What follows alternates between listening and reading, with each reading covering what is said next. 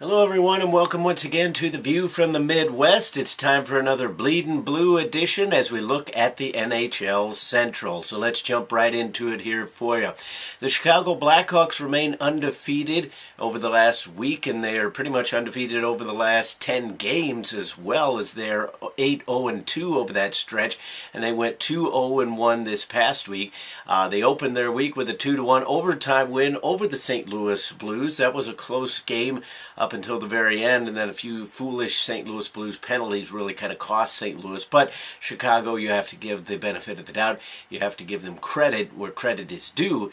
They managed to take advantage of those mistakes and translate that one into a win.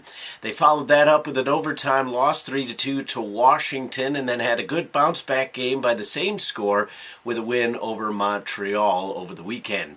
Chicago got goals from Marian Hossa with 3, Artemi Panarin, Brian Campbell, Gustav Forsling, and Patrick Kane also round out the scoring.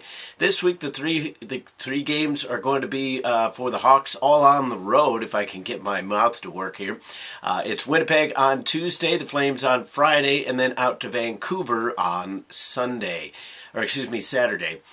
The Nashville Predators righted their ship a little bit this week. They went 3-0 and took over some feisty foes. They beat the Senators and the Blues by scores of 3-1 on Tuesday and Thursday respectively, before blanking the Ducks 5-0, capping off their 3-0 week with a win on Saturday.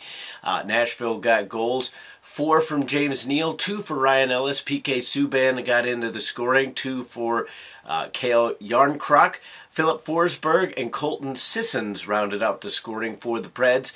They're going to have 3 games coming up this week, and as well as the Blackhawks, they're all going to be on the road. It's going to be Toronto Tuesday, Ottawa Thursday, and then in St. Louis on Saturday.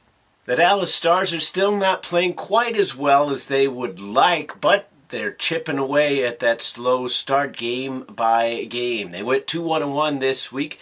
They started the week terribly with an 8-2 loss to the Winnipeg Jets, but the way that the Jets are scoring, it's not too far out of the imagination for that to happen, but we'll get into that in just a little bit.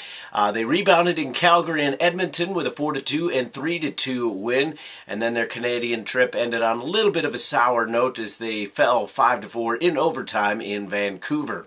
Dallas got 4 goals from Patrick Eaves. Tyler Seguin had 1, 3 for Antoine Roussel, 3 for Lauri Korakopski, 2 for Jamie Benn.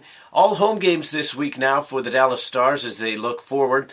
New Jersey comes to Big D on Tuesday, then it's going to be the Avs on Thursday, and then they finish out with Edmonton on Saturday. The Minnesota Wild had a reasonably productive week. They went 2-1, and the Wild doubled up the defending champions in the Pittsburgh Penguins with a 4-2 win on Thursday. They then lost 3-2 in Philadelphia before eking out a 2-1 win in overtime against the Ottawa Senators. The Wild got goals from Charlie Coyle, Eric Stahl, 2 for Nino Niederreiter, Jason Pominville, Mikael Granlund, Ryan Suter, and Matt Dumba rounded out the scoring for Minnesota. It's all home games for Minnesota as well, as they've got 3 on the docket coming up. Tomorrow they're going to play the Calgary Flames, then Boston comes to town on Thursday, and then they round out their week with a divisional matchup against the Colorado Avalanche on Saturday. Speaking of the Colorado Avalanche, if Minnesota had a good week, Colorado had anything but, as they went 1-2 on the week, and they fell 4-2 to Arizona on Tuesday. Bounced back with a 3-2 overtime win against the Jets, which was no small feat given the way that Winnipeg has been scoring here lately. But then they were shut out by Boston 2-0 to end their note on a bit of a sour one on Sunday. The Avalanche scoring, they got 3 goals from Rene Bourque. Nathan McKinnon got a goal, and Mikko Rantanen also scored for the Avalanche. The Avs have an interesting week ahead as they look forward. They're going to face the Kings at home on Tuesday. Then it's all on the road for the rest of the week. It'll be Dallas Thursday, and then up to Minnesota on Saturday. Rounding out our look at the division, the Blues are struggling to score, as we've mentioned both in the article and in the video, but the Winnipeg Jets are doing anything but, as they are just red hot as far as offense concerned. Right now, they trail only Chicago in the conference in terms of goals scored, and that fact now has Winnipeg in the unfamiliar position of second in the division. And right now they went 3-0-1 this past week, with their only blemish being that 3-2 overtime loss that we mentioned to Colorado on Friday.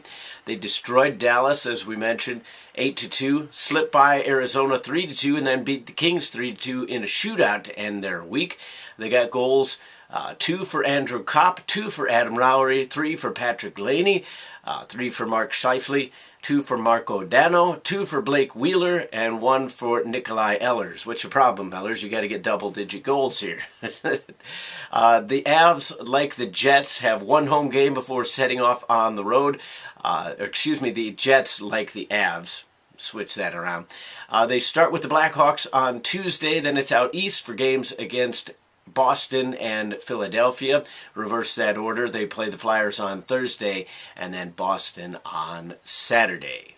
So taking a look at the division standings, Chicago's still on top. That goes to plan, as they still haven't really dropped any games, at least not in regulation.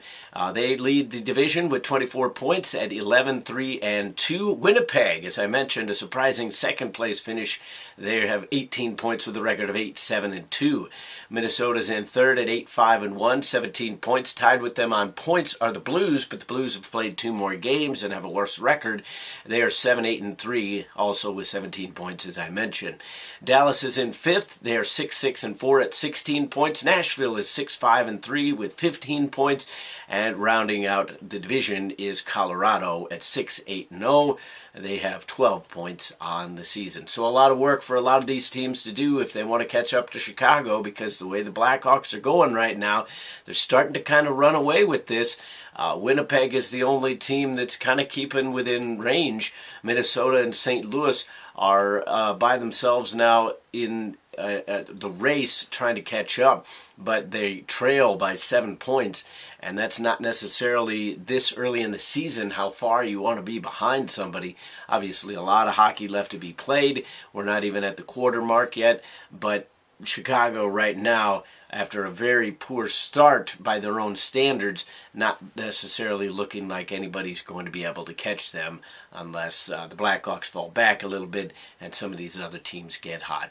But stay tuned. Every single week we'll let you know who got hot and maybe try to make a run up towards that top spot in the division. And keep it right here on this Bleeding Blue edition of The View from the Midwest. We thank you for watching. Hope you enjoyed today's show.